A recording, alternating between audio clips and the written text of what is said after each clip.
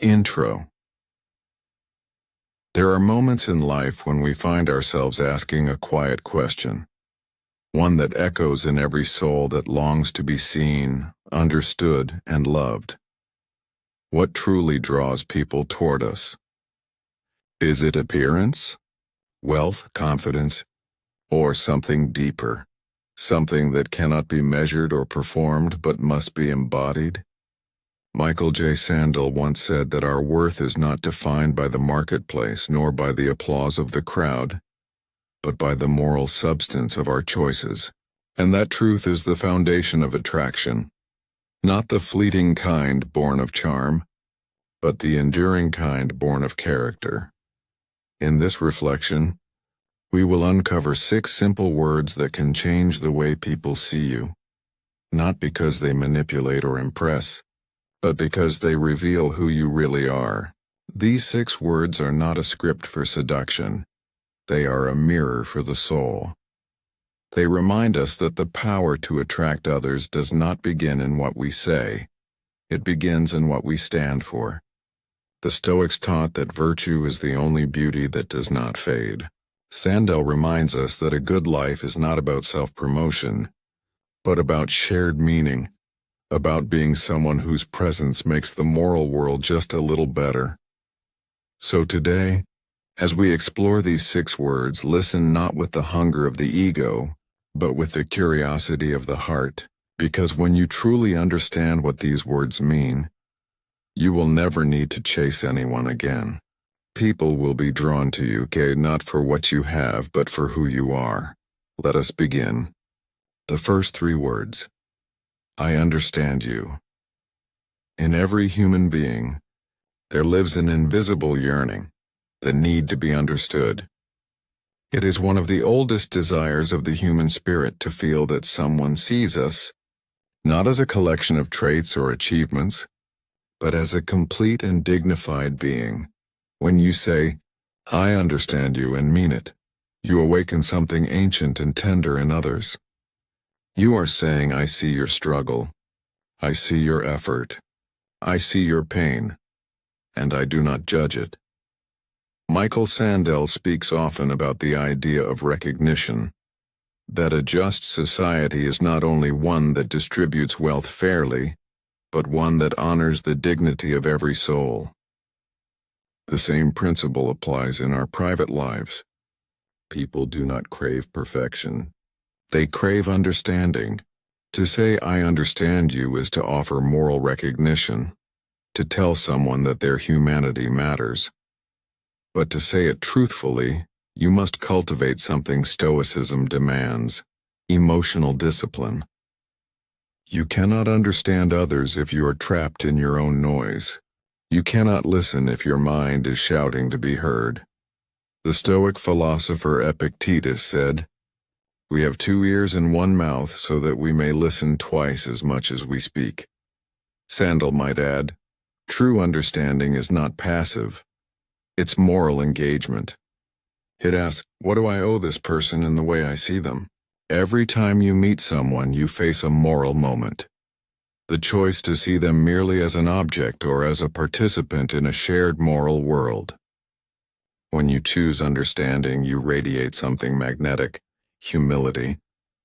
And humility, paradoxically, is the most attractive quality of all. People are drawn to those who make them feel safe to be human.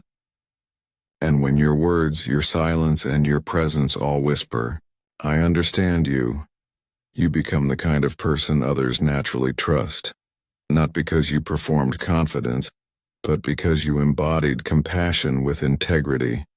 The next 3 words, I respect you. Respect is not admiration. It is not agreement. It is not liking someone because they mirror your views or satisfy your ego. Respect is a moral stance, a decision to honor the humanity in another person even when you could easily dismiss it. J Sandel often reminds us that our public life has forgotten this kind of moral respect. We live in a culture of winners and losers, where recognition is conditional and worth is measured by performance. But to respect someone truly, is to affirm that their value does not depend on victory. When you say, "I respect you," you are declaring a rare truth in today's world, that dignity is not a prize.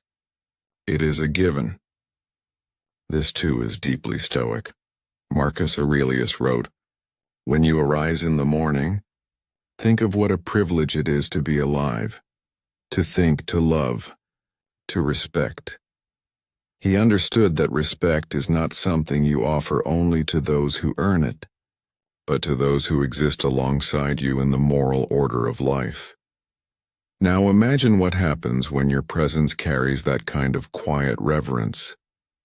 When people feel respected in your company, not flattered, not manipulated, but genuinely seen, they relax. The defensive walls fall, and in that openness attraction takes root, not as desire but as admiration. You become magnetic not because of dominance but because of dignity. Respect transforms social gravity. It draws people near not by force but by grace. It is the moral equivalent of light. It illuminates without burning.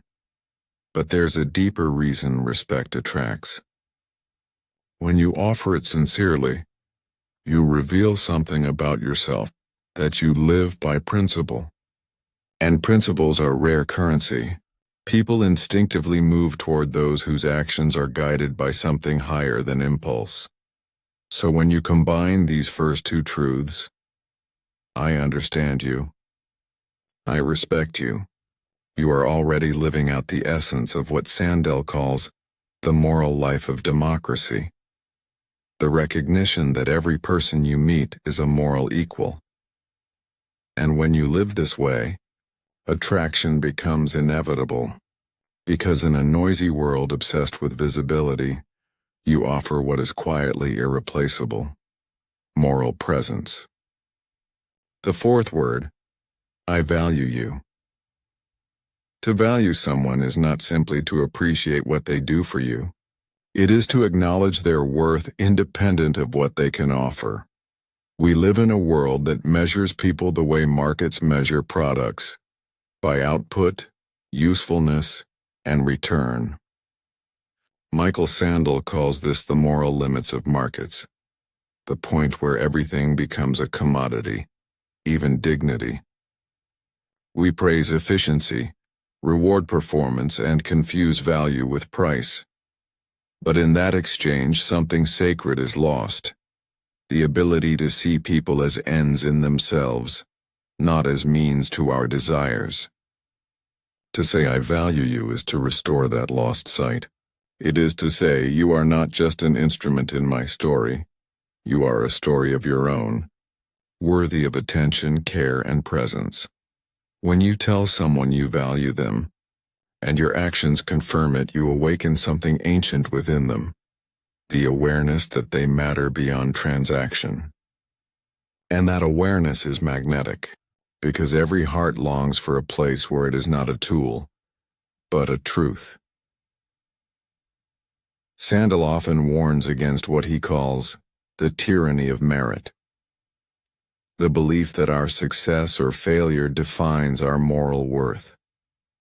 The Stoics too rejected that illusion. Epictetus was born a slave, yet he became one of the freest minds in history, precisely because he refused to let circumstance define value. He said, "It's not what happens to you but how you respond that matters." To value someone, then, is to see beyond their role, their mistakes, or their achievements, to see the sacred constancy of their humanity. And when you do that, you don't just attract admiration, you invite trust. Because trust grows where people feel valued for being, not for performing. So the fourth word, I value you, does more than touch the heart. It rebuilds the moral foundation of every relationship. And in that rebuilding you become unforgettable. The fifth word, I trust you. Trust is the oxygen of connection. Without it, no relationship, personal or social, can breathe. But trust in the Stoic and Sandelian sense is not blind. It is not naive faith in perfection. It is the courageous choice to believe in the moral capacity of another, even when uncertainty remains. Michael J. Sandel often speaks about the moral fabric of community, how a good society depends not on surveillance or control, but on mutual trust and civic virtue. The same is true of attraction. People are drawn to those who live as though trust is possible, who believe in decency even when the world makes cynicism easier. To say, "I trust you," is to offer a piece of your vulnerability, to extend moral credit before proof. And that act of faith creates an invisible reciprocity. It calls forth the good in others. Trust is contagious because it dignifies. When you trust someone, you tell them they are capable of responsibility. You awaken their sense of honor. Sandel might say, you appeal to the better angels of their moral identity. And those who live with trust as a principle become magnetic, not because they never doubt, but because they refuse to let fear dictate how they see others.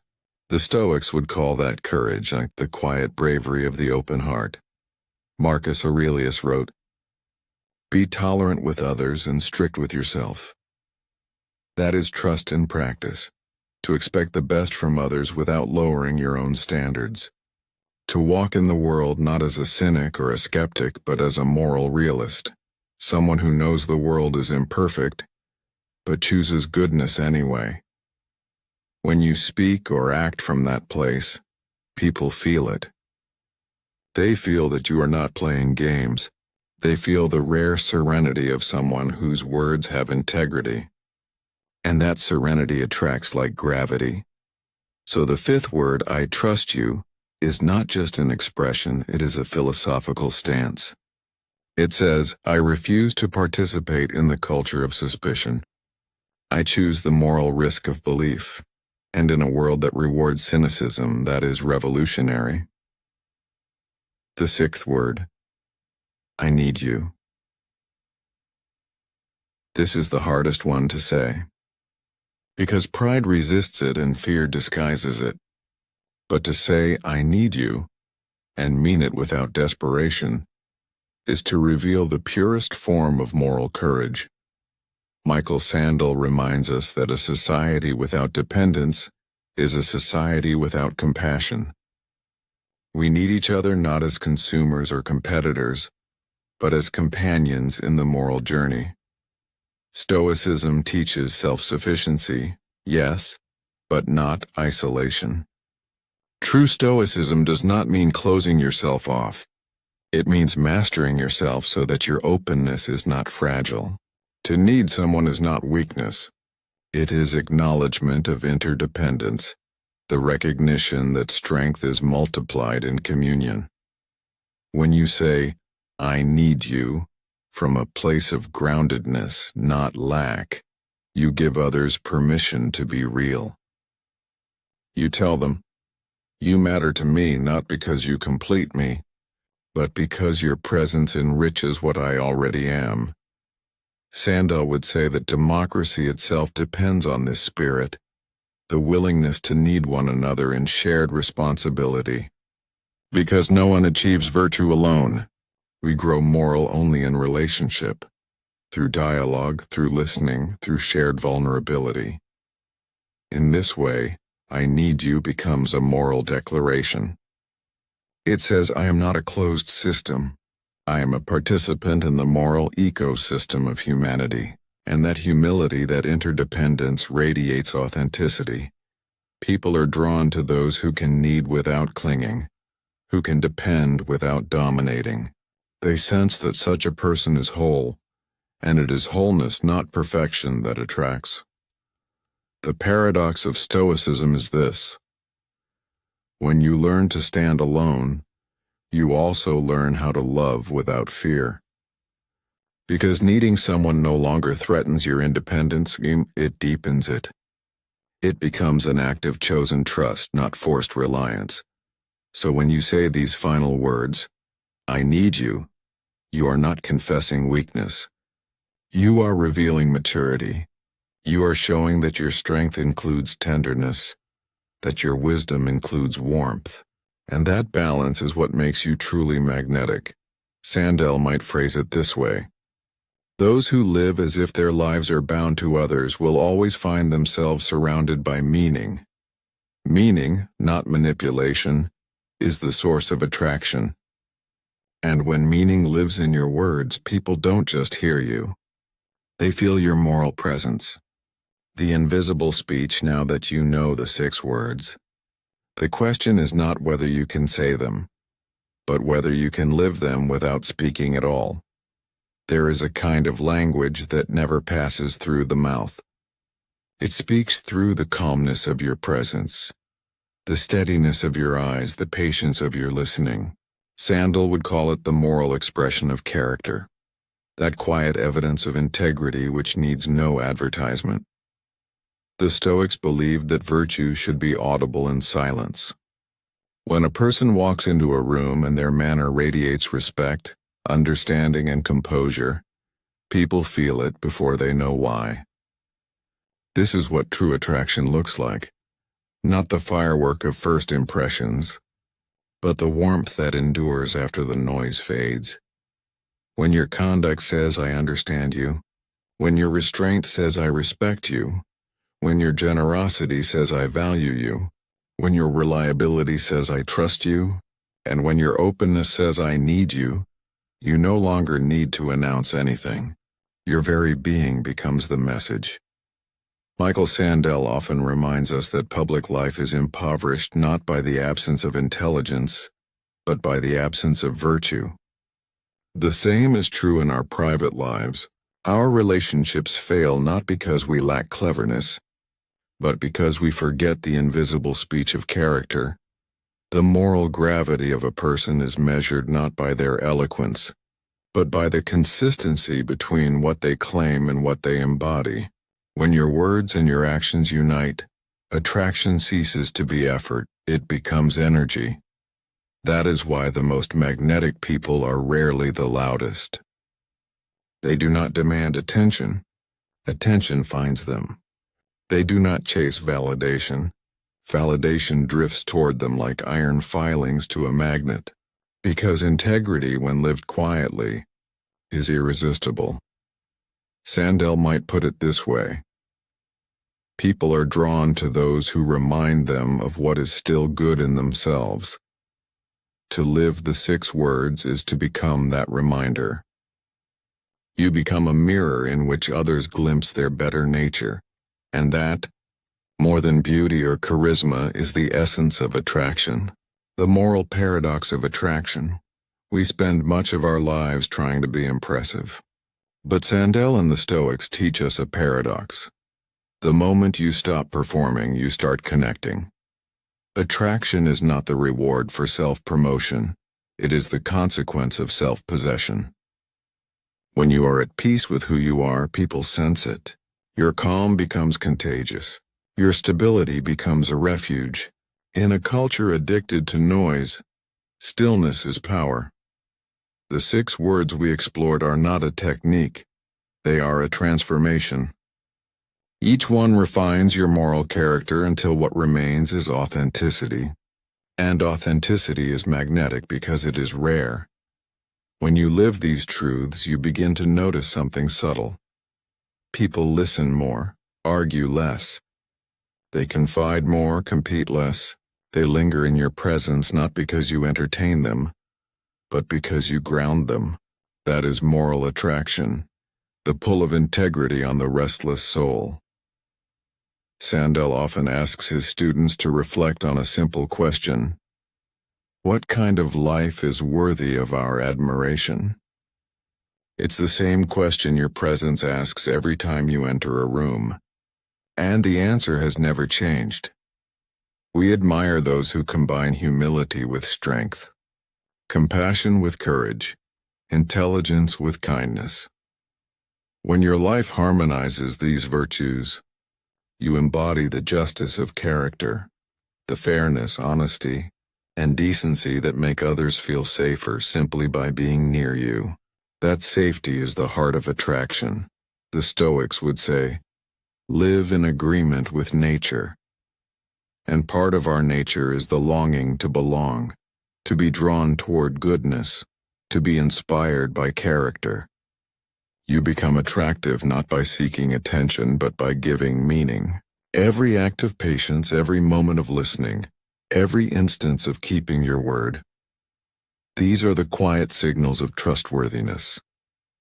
And trustworthiness once felt becomes unforgettable. The call to moral presence. Now take a breath. Close your eyes for a moment. Imagine the kind of person you most admire. What makes them magnetic? It isn't wealth.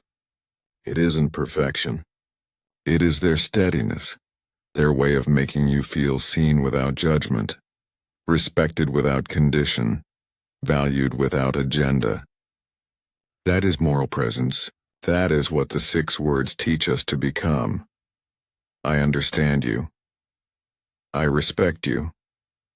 I value you. I trust you. I need you.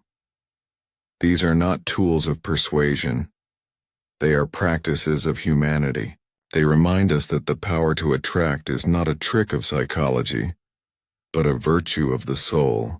And when your life speaks these words consistently, attraction stops being about who looks at you. It becomes about who stays with you. Michael J. Sandel would say that a life well lived is one that contributes to the moral conversation of the world. Every gesture of understanding, every act of respect, every moment of trust contributes to that conversation. You become part of what he calls the common good. So speak these words, now not with your mouth but with your life. Let your actions echo them quietly through your days. Be the calm voice in the argument, the steady heart in the storm, the light that doesn't blind but warms. Because when your soul begins to live like this, you won't need to ask how to attract anyone. People will find their way to you, not for the comfort of your perfection, but for the peace of your presence. And that is the kind of attraction that lasts. The attraction born of virtue, anchored in truth and guided by love. End of speech. Michael J. Sandel Motivation, Stoicism Series.